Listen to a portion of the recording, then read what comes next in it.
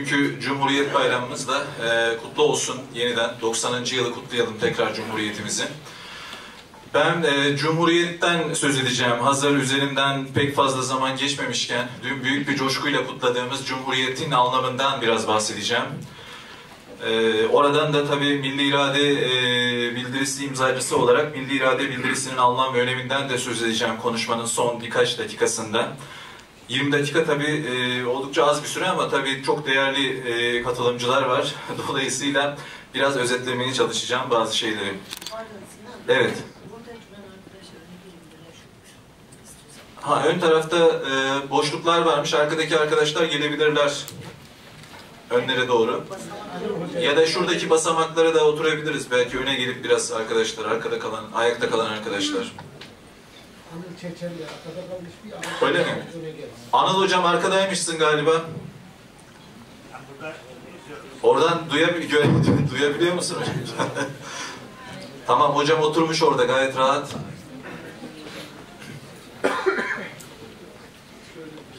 Burada öne oturabilirsiniz, hatta önümüze de gelebilirsiniz. Yani herkes bir aileyiz burada. Şey yapmayın, yani herkes burada oturabilir. Hanım buraya gelmişler, hoş gelmişler.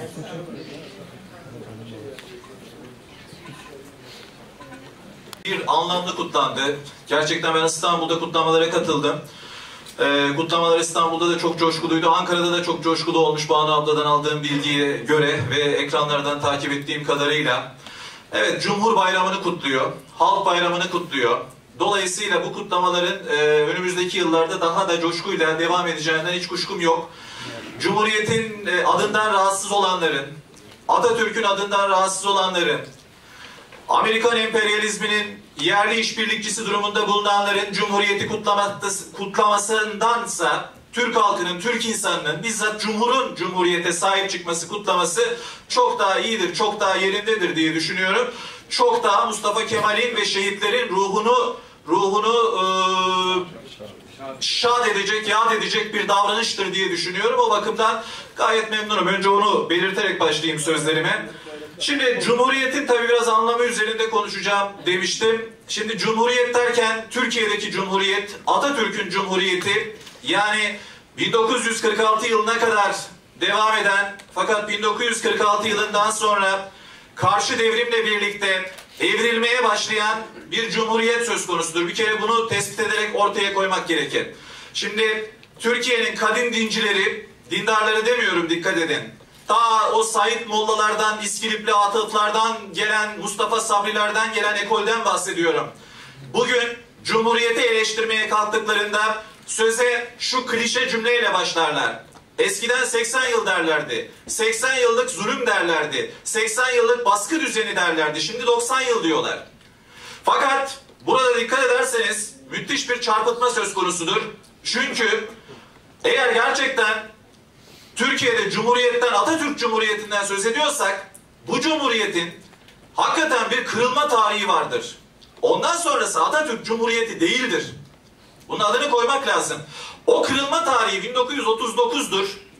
Fakat 46'ya kadar Mustafa Kemal'in ruhuyla o çağdaş devrim devam etmiştir. Fakat 46'dan sonraki karşı devrim süreci, 50'den sonra yaşananlar başka bir cumhuriyet, başka bir evrilme yaratmıştır.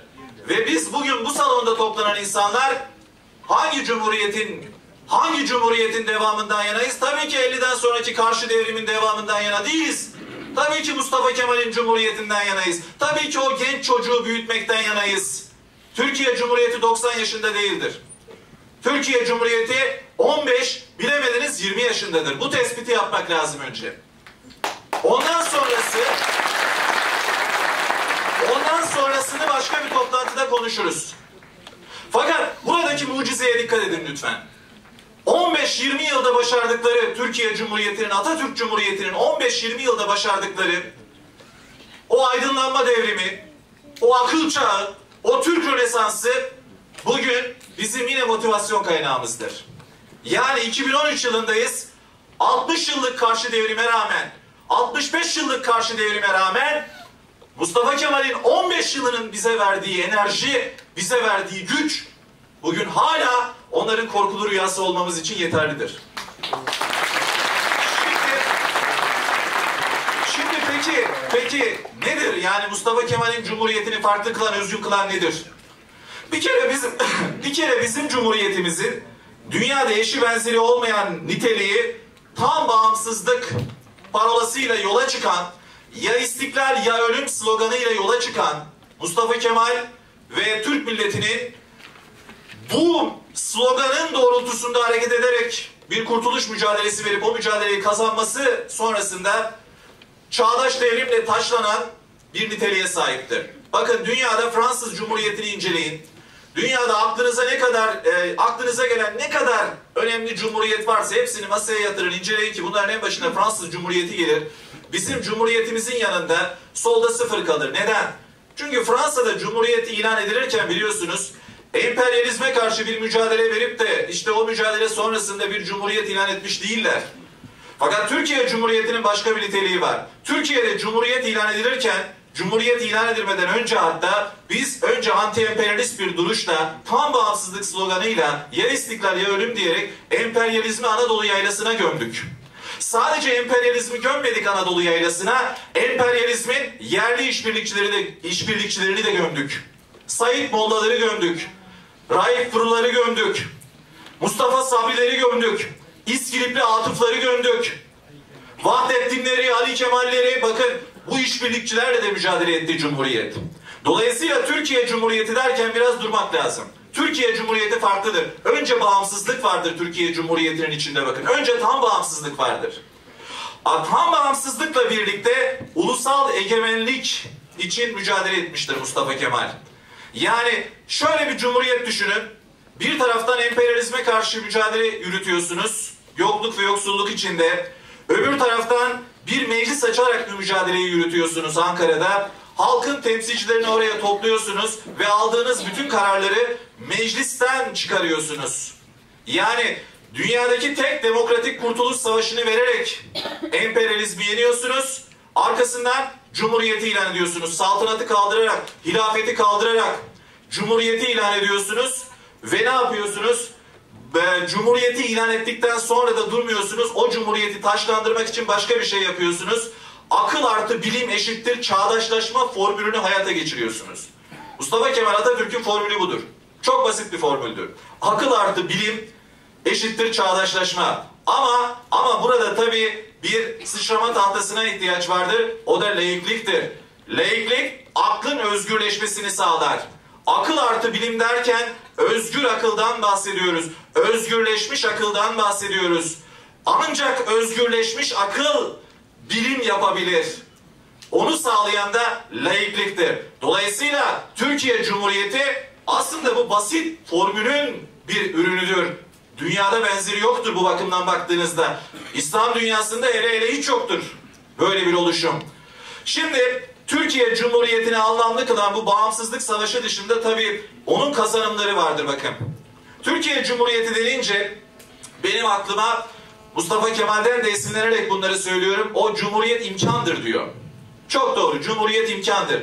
Cumhuriyet o imparatorluk döneminde dışlanan, merkezden çevreye itilen Türk insanını yeniden çevreden merkeze taşımıştır. Bu toprağın insanına yeniden imkan sunmuştur. Bir kere bunun adını koyalım bakın.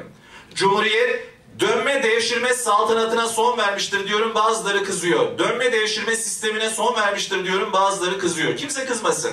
Hakikaten de bizim son 300 yılımız, yani imparatorluk tarihinin son 300 yılına baktığınız zaman Türk unsurlarının hep dışlandıklarını görürsünüz.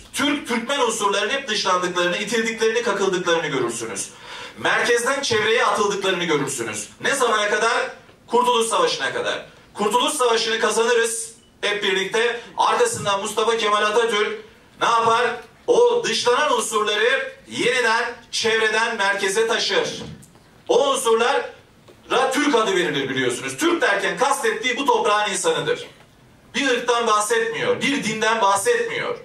Yüzyıllarca çevreye itilen, merkezden çevreye itilen, ezilen, çiftçi, köylü olmaya zorlanan bu toprağın insanından bahsediyor.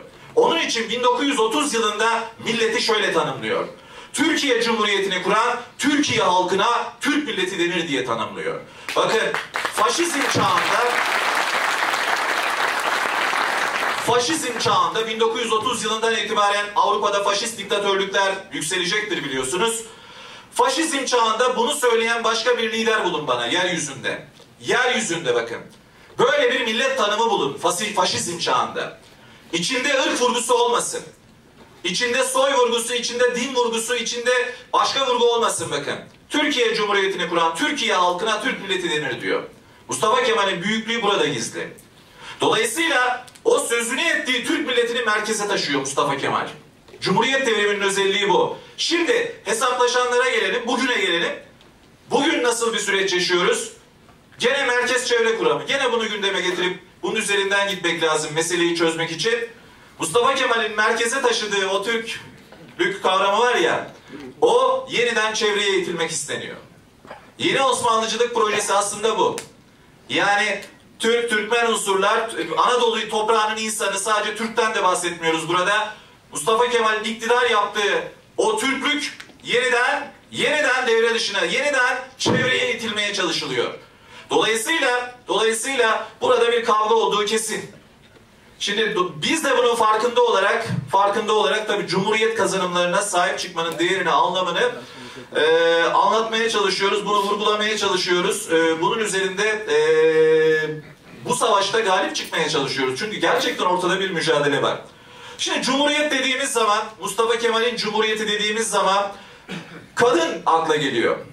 Kadın akla gelmelidir daha doğrusu. Okuyan kadın akla gelmelidir. Okuyan kız çocuğu, eğitimli kız çocuğu akla gelmelidir.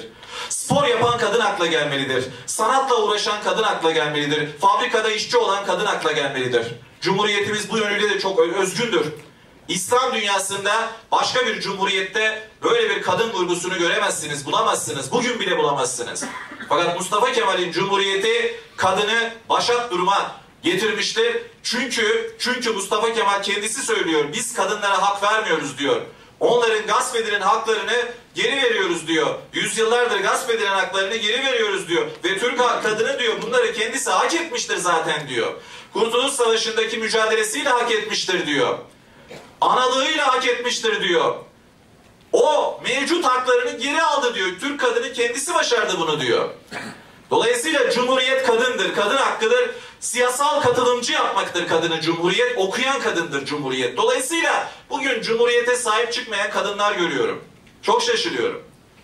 Yani Cumhuriyete sahip çıkmayan kadın olabilir mi? Yani Türkiye'de yaşayıp da kadını kurtaran, ona insanlık onurunu kazandıran Cumhuriyete sahip çıkmaması bir kadının çok düşündürücü hakikaten. Cumhuriyet fabrikadır diyorum. Osmanlı'dan kalan 4 fabrika vardı, büyük fabrika. Cumhuriyet 12-13 yılda bunu 28 fabrikaya çıkarmıştır.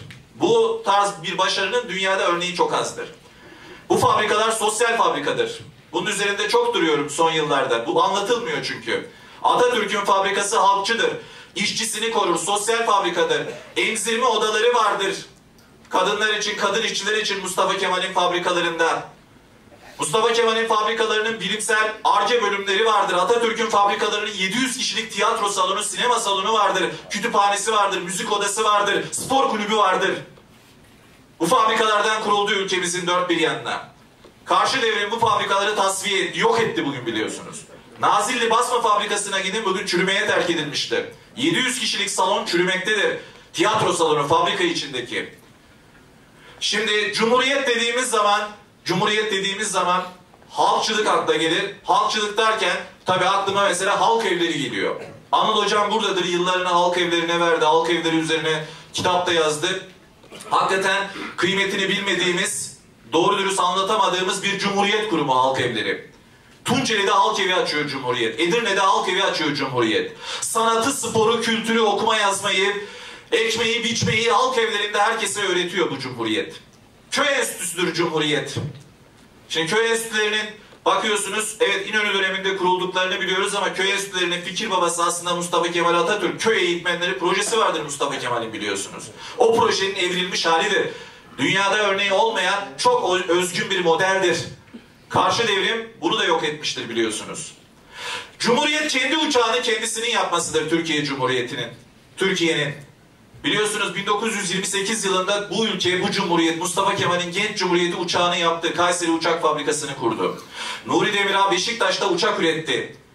1940'lı yıllarda Ankara'da motor fabrikası kurdu bu Cumhuriyet. Yine 1940'lı yıllarda Ankara'da Türk Hava Kurumu uçak fabrikası kurdu. Ürettikleri uçakları Danimarka'ya pazarladı bu ülke. Mustafa Kemal 1936 yılında Eskişehir'de hava okulunu ziyaretinde oradaki yaptığı konuşmada şöyle dedi. Çok çarpıcı sözler bunlar ve Cumhuriyet'in o çıtasını göstermek açısından, muasır medeniyet derken neyi kastettiğini anlamak açısından çok önemli bu sözler. Yıl 1936, yer Eskişehir, Mustafa Kemal konuşuyor. İnsanoğlu 2000 yılından önce Ay'a gidecektir, gezegenlere gidecektir, oradan bize mesaj yollayacaktır. Ay'a gidecek batılı ayaklar arasında Türk ayakları görmek de isterim diyor Mustafa Kemal. Ay'a gidecek batılı ayaklar arasında Türk ayakları da görmek isterim diyor. Şimdi Cumhuriyet muasır medeniyet düzeyine ulaşmak, hatta o düzeyi aşmaktır diye Mustafa Kemal'in hep tekrarladığımız bir lafı var. Doğrudur. Fakat orada muasır medeniyet diye kastettiği şey, dikkat edin, o çıtaya bir bakar mısınız? Ay'a gitmekten, gezegenlerin keşfinden falan bahsediyor. Ve bunu Türklerin de bu işin içinde olmasından söz ediyor. Ve Cumhuriyeti kuran irade bu doğrultuda projelerini de geliştiriyor. Türk Hava Sanayi projesi unutulan bir Cumhuriyet projesidir. Tekrar ele alınması gerekir. Ama emperyalizm tarafından tasfiye edilen Cumhuriyet'in bu boyutu da tasfiye edilmiştir. Cumhuriyet demir ağıdır, demir yoludur. Bütün ülkeyi demir ağlarla birbirine bağlamaktır. Bugün Marmara'yı açarak övünenlerin tabii şunu söylemeleri de gerekir. Yani Mustafa Kemal Atatürk'ün bu ülkeyi demir ağlarla birbirine bağlamak yolunda attığı adımı takdirle karşılamaları, onu anlatmaları ve bunun devamı niteliğinde adımlar atma kararlılığı gösterdiklerini vurgulamaları gerekir. İnsanları ayrıştırmamaları gerekir. Biz Marmara'yı yapıyoruz, siz ne yaptınız tarzı bir kafa yapısı bu ülkeyi bölüyor biliyorsunuz. Bu doğru değil.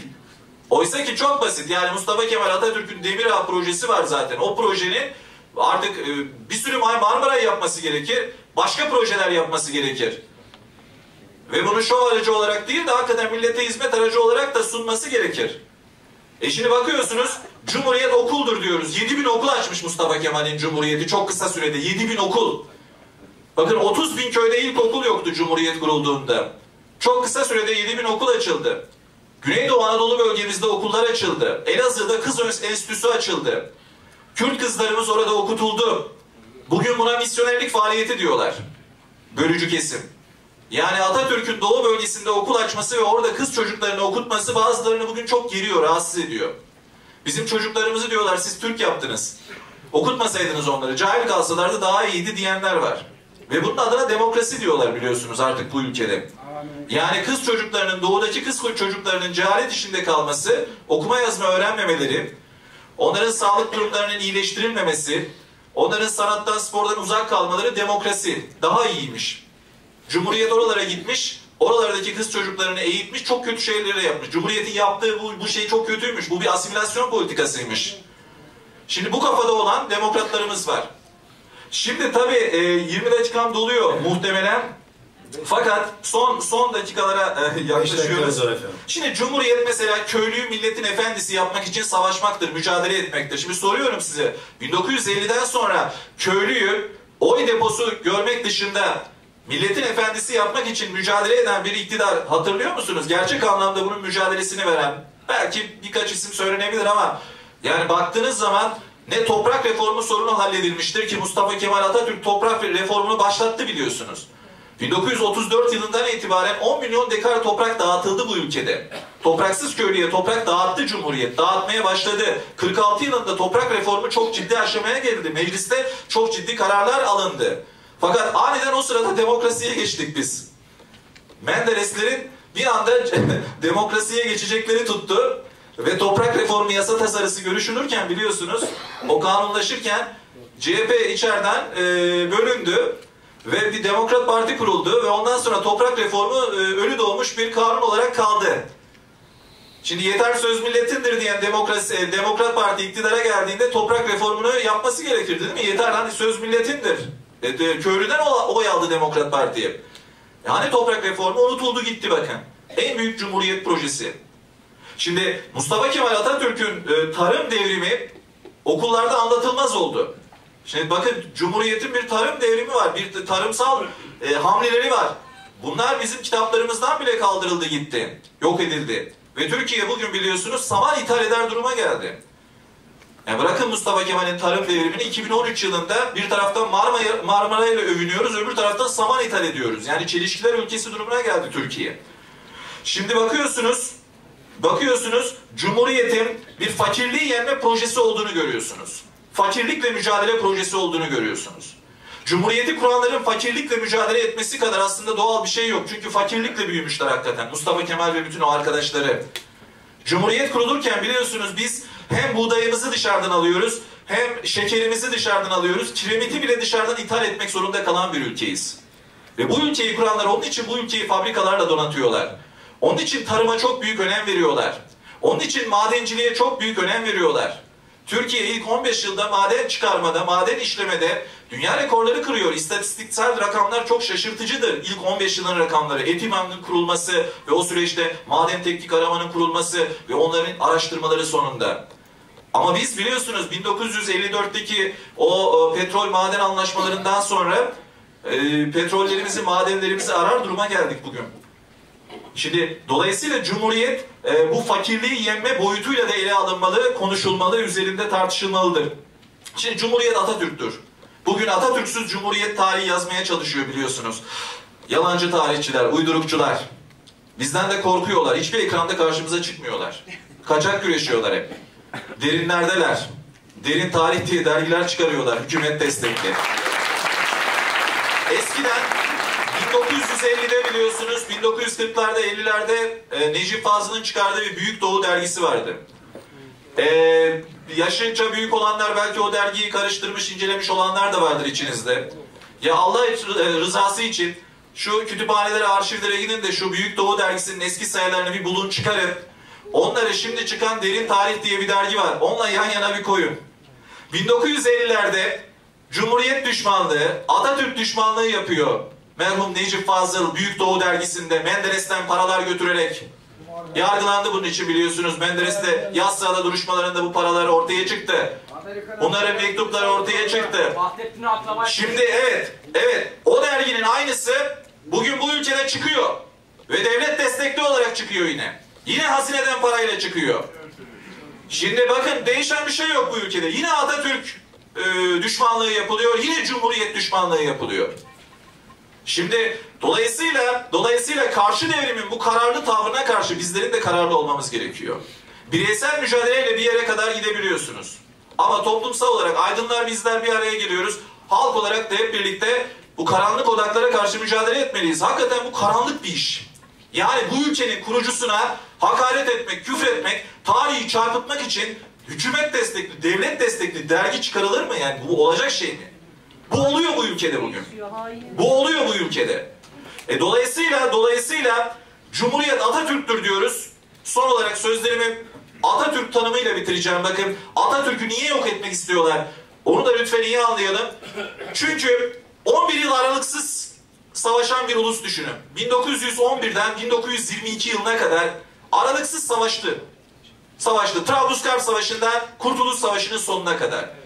Bizim için Birinci Dünya Savaşı bitmedi bakın. 1914'te girdik Birinci Dünya Savaşı'na, 18'de çıktık mı zannediyorsunuz? Nerede çıktık? Çıkamadık. Birinci Dünya Savaşı bitmeyen, 2 yıl daha savaşmak zorunda kalan tek ulus biziz. Yani herkes için Birinci Dünya Savaşı bitti, bizim için bitmedi. Gelip Anadolu'yu işgal ettiler. Ve bizim Birinci Dünya Savaşımız 1922 yılında bitti. Ama ne bitiş? Emperyalizmi Anadolu yaylasına gömdük. Kim gömdü? Mustafa Kemal Atatürk ve ona inanan bir avuç imanlı arkadaşı ve Türk insanı, Anadolu insanı, Türk insanı emperyalizmi Anadolu yaylasına gömdü 1922'de. Lozan Konferansı'na gittiği zaman İsmet Paşa, emperyalizm hala eski kafada, Mondros Mütarekesi kafasıyla konuşuyorlardı. Yani 1918'de o Birinci Dünya Savaşı'ndan sonra bize imzalattıkları Mondros Teşkes Anlaşması, 1920'de bize imzalattıkları Sevr Anlaşması'nı önümüze koydular. Orada İsmet Paşa dedi ki, ya biz bir kurtuluş savaşı verdik yani siz hala oradasınız da 18'de 20'desiniz de biz 22'deyiz. Ve Büyük Taarruz'u kazandık. Sakarya'yı kazandık. Ve emperyalizmin önüne zafer kazanmış ulus olarak çıktık. Bakın 1. Dünya Savaşı'nda yenildiği halde savaşı 2 yıl daha uzatan ve o yenilgiyi zafere dönüştüren tek ulustur Türk ulusu yeryüzünde. Ve 1. Dünya Savaşı'nda yenilmeyen tek komutan da Mustafa Kemal Atatürk'tür. Bakın Osmanlı İmparatorluğu o savaşta belki yenilmiştir ama ondan sonra mücadele devam etmiştir ve Mustafa Kemal Atatürk zaferle taçlandırmıştır bu mücadeleyi. Şimdi emperyalizm bunun için bu yenilgiyi unutmamıştır hiçbir zaman. Sinan Bey son cümle. Ve son cümle ve onun intikamını almaya çalışmaktadır. Dolayısıyla Cumhuriyet Atatürk'tür diyoruz. Atatürk Kurtuluş Savaşı'dır ve Cumhuriyet akıl artı bilim eşliğinde çağdaşlaşmadır diyoruz. Bakın bunu da asla unutmayalım. Yani sadece saltanatın, hilafetin yıkılması, kendisini Allah'ın yeryüzündeki gölgesi olarak gören, haşa, şirk düzeni olan saltanatın yıkılması değildir. Emevi düzeni olan saltanatın yıkılması değildir Cumhuriyet. Cumhuriyet tam bağımsızlıktır. Cumhuriyet akıl artı bilim eşliğinde çağdaşlaşmadır. Mazlum milletlerin de kurtuluş reçetesidir. Bugün Mısır'ın kurtuluşu, Libya'nın kurtuluşu, Suriye'nin kurtuluşu Mustafa Kemal modelidir. Nitekim bugün konuşamayacağımız bir konudan size sadece tek bir soru işareti yaratmak için bahsedip sözü arkadaşlarıma bırakacağım. Mustafa Kemal Atatürk'ün bir Kemalist Orta Doğu projesi vardır ki hocam çok iyi bilir, Anıl hocam. Bir Kemalist Orta Doğu projesi vardır. Büyük Orta Doğu projesi var ya şimdi. Atatürk'ümüzün de bir Kemalist Orta Doğu projesi vardır. Nedir o biliyor musunuz? Orta Doğu'daki bütün Müslüman milletlerin Türkiye gibi tam bağımsız olmasını içeren bir projedir. Ve size bir sır vereyim. Mustafa Kemal Atatürk bu proje için çok ciddi adımlar atmış. Suriye'de, Filistin'de, Irak'ta bizim Kurtuluş Savaşımıza benzer kurtuluş savaşları örgütlemiştir. Başlamıştır demiyorum. Örgütlemiştir. O savaşların devamı niye gelmedi? Ayrı bir araştırma konusudur.